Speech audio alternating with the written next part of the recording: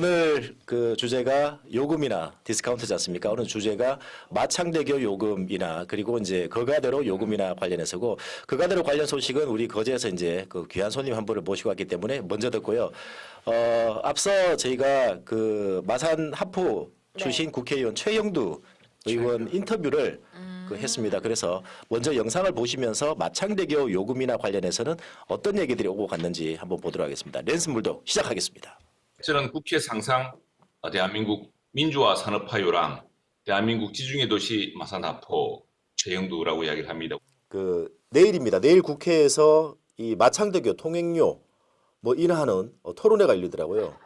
예, 그 예. 의원님이 직접 토론회 마련하신 겁니까? 네, 그렇습니다. 이 마창대교 요금 인하 문제는 우리 지역에 선거가 있을 때마다 또 우리 지역에서 우리 도시에서 가장 많이 언급되고 또 사람들이 이야기하는 주제입니다.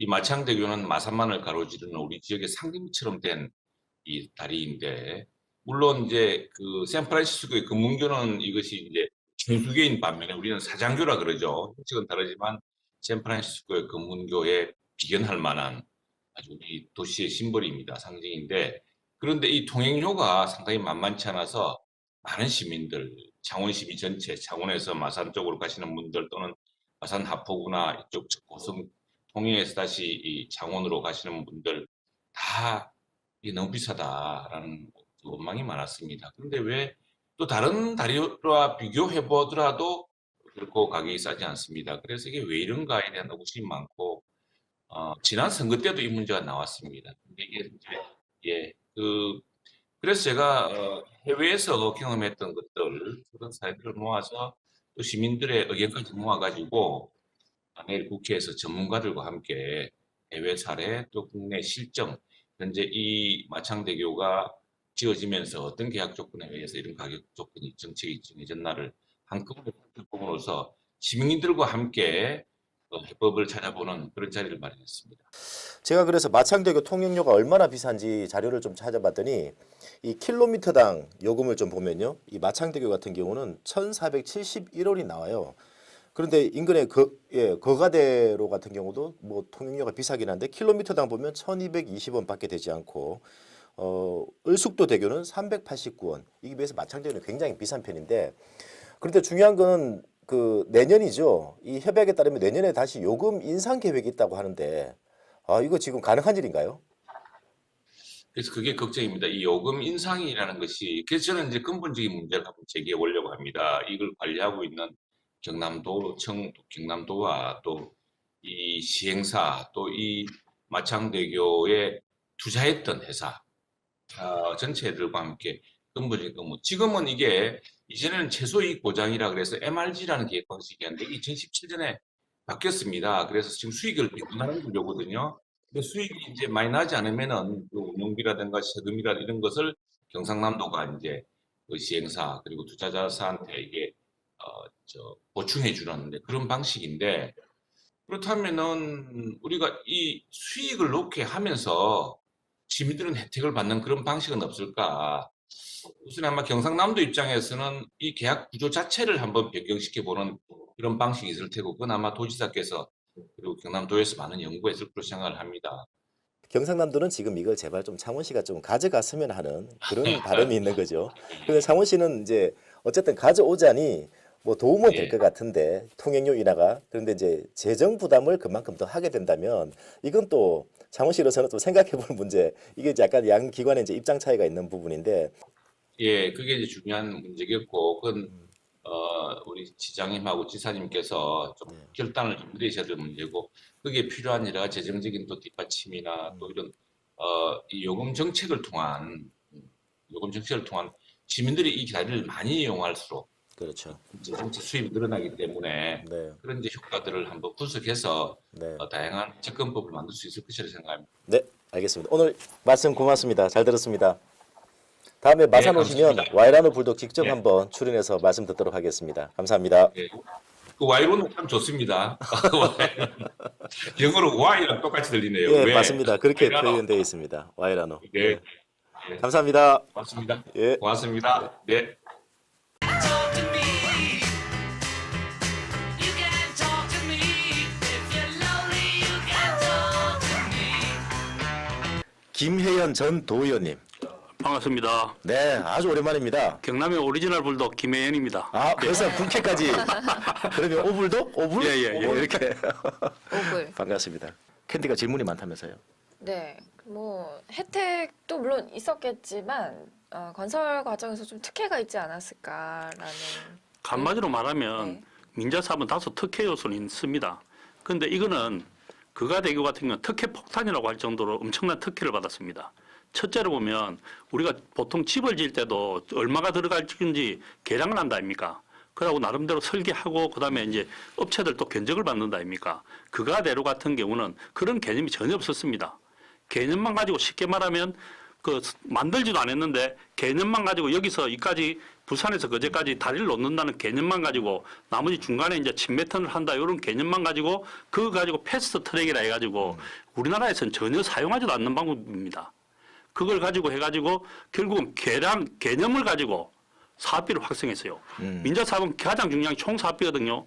총사업비 그 당시 가격으로 1조 4,469억이라 해가지고 총사업비를 확정하고 여기서부터 끼 맞추기 들어갑니다. 가장 큰 문제가 이겁니다.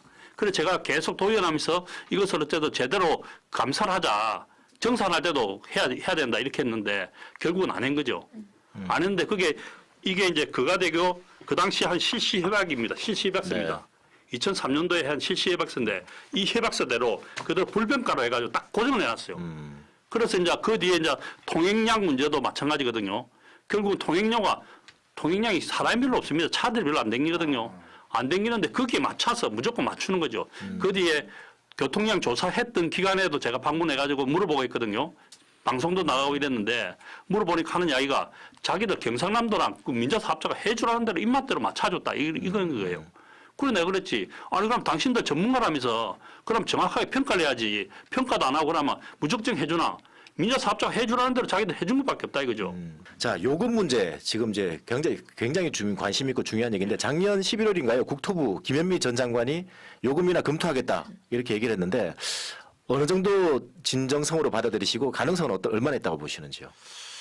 그 지금 국토부에서 하는 이야기대로 하면 전혀 인하될 방법이 없습니다. 그리고 홍준표 지사 때 요금 인하인 게 왜 잘못됐는지 몇 가지를 이야기하면 드리겠습니다. 왜 그러냐면 그 우리가 홍준표 지사가 모든 게 다 인하했다 했다 생각하지만 사실은 김두관 지사 때 제안이 들어온 게 있었습니다. 네. 그 왜냐면 흥국정권하고 부원회계법인에서 최초 제안을 했거든요. 그 MRG 방식은 부담이 많으니까 6조 5천억 정도 발생하니까 손실 보전분이 그러니까 적당한 것으로 자기들이 바꾸겠다. 비용 보전 방식으로 그러니까 예전에는 손실 보상 방법이라 자기들 투자한 금액에 대해서 최소 운영 수익 보장을 해주는 게 MRG 방식이거든요.